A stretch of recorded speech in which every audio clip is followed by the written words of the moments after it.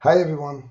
I usually put videos up every Saturday night for Sunday to try to give encouraging messages to help us to become the person God created us to be, not the person the world taught us to be, to overcome life's challenges, not with the dysfunction that the world taught us, but to be able to overcome the dysfunction and become and reach our full potential in Jesus Christ. We saw some dysfunction happening in the world today. September 10th has become, to me, as equally a sad day as in the United States as 9/11, 24 years ago. One thing I want to say before I get into what I want to really talk about is I want to mention what happened in Colorado because it's taking second hand news, I guess, to to what I'm going to be speaking about, and it deserves to be mentioned. A 16-year-old boy went into a school, I believe, and shot three teenagers and then killed himself.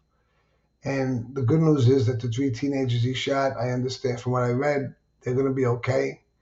But still, a senseless tragedy that a 16-year-old boy killed himself.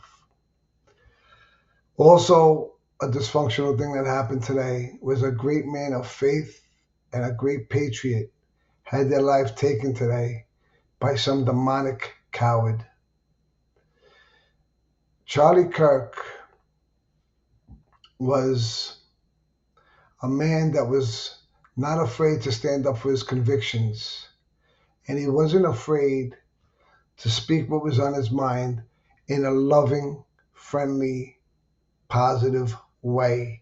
He promoted critical thinking, conversation, healthy debates without the fighting and the arguing, where you could speak your opinion and I could speak mine. That is what the First Amendment was all about.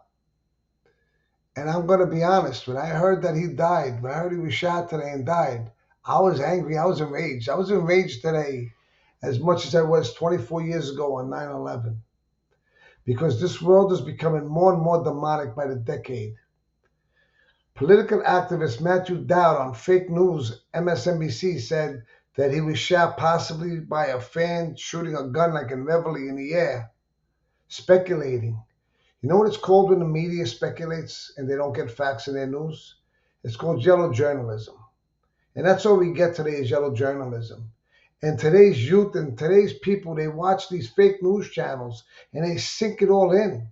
They don't know how to think and reason. They believe whatever it is they hear on that idiot box without actually going out and looking at the world to see what's going on. This country is so corrupted.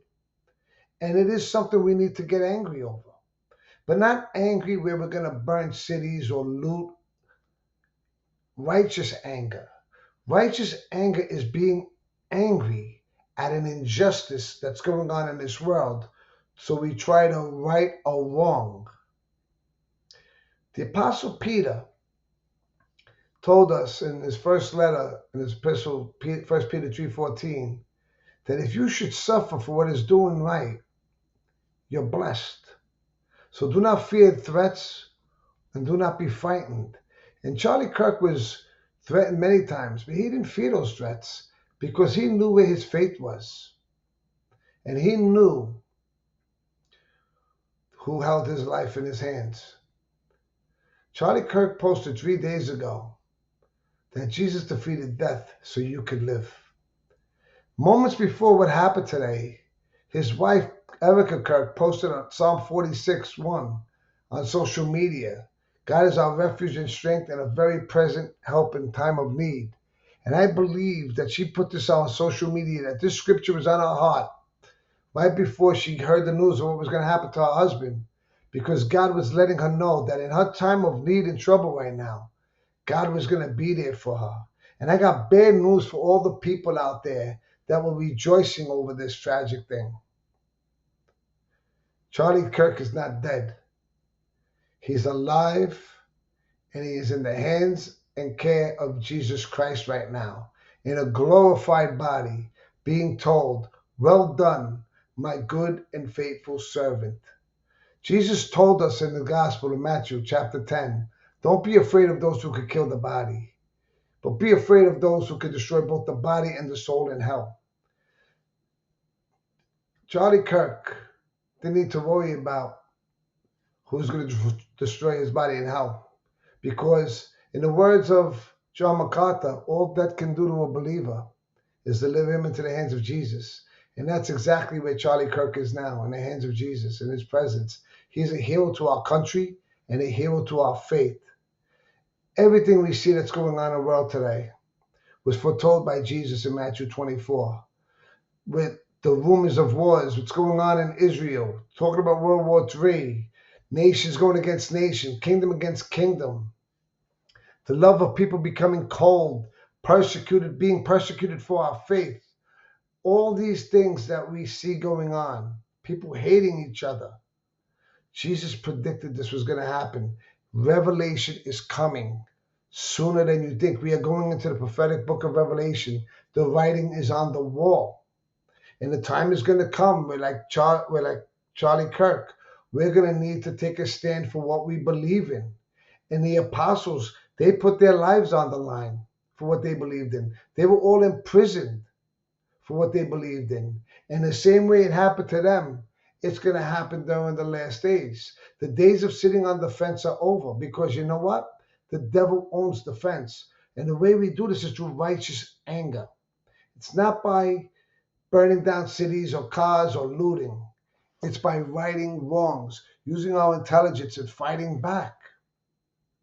You know, righteous anger caused MSNBC to backpedal and apologize for what was said, and to fire, the journalist, I can't even think of his name. I didn't want to say his name, Matthew Dowd, for what he said. Okay, he got fired for what he said. Righteous anger against The View, righteous anger against Disney. Even Snoop Dogg talked about woke, and you can't even take a kid to see a Disney movie today without having all this wokeness thrown down your throat for little children. Okay, all these little children that are being corrupted with these gender identities and perversions. All these things, it's time we speak up against it and take a stand for Christ and speak against these injustices. Jesus showed righteous anger when he stormed the temple on Palm Sunday. The high priests at the time would have to judge the lamb, a 1-year-old lamb that's being used as a sacrifice for the Passover. And they would find things wrong with the lambs that people were bringing to them. They would make up things with their own fake news. So you would be forced to buy a lamb from them at a highly price gouged price. So they were robbing and stealing from the people on a holy day for a holy sacrament. And when Jesus saw this injustice, he spoke out against it. Okay, and that's what we need to do. Our righteous anger should motivate us to right a wrong that's happening in this world, but not against the individual, but against the sin in of itself, against the demonic forces. We need to stop praying against what we're seeing. Righteous anger motivates us to right a wrong. When our Christian values are under attack in this nation, we need to right a wrong. We need to speak out against it. Where corrupt media and politicians have their double standards on crime, we need to have righteous anger. Speak out against it. And our anger towards sin motivates us to change things for the right. We're walking right with God. Like I said, we don't need to burn down cities to do that. Prayer. Don't underestimate the power of prayer. We get together in unity. Prayer can move mountains. Because we are heading towards the book of Revelations. And tomorrow is not promised to no one. And although today might be the hour where the devil has his shine, the devil may have had a win today. But we know who wins the war. And he knows his time is short. Okay? The time of salvation is today. It's time to start praying against these demonic influences that's going on in this world. And the tongue has the power of life and death, Proverbs says. We need to start praying for life to come back to this country and put to death these demonic lack of values that's going on and the corruption in our government, because Jesus is coming back soon. And if you think you could stand on the fence, remember this: the devil owns the fence. It's time to take a stand for Christ, the same way Charlie Kirk did. And he gave it all for his stance and his belief. And stop falling for the hypocrisy. May God bless you. And may God bless the family of Charlie Kirk and the families in Colorado. Thanks for tuning in.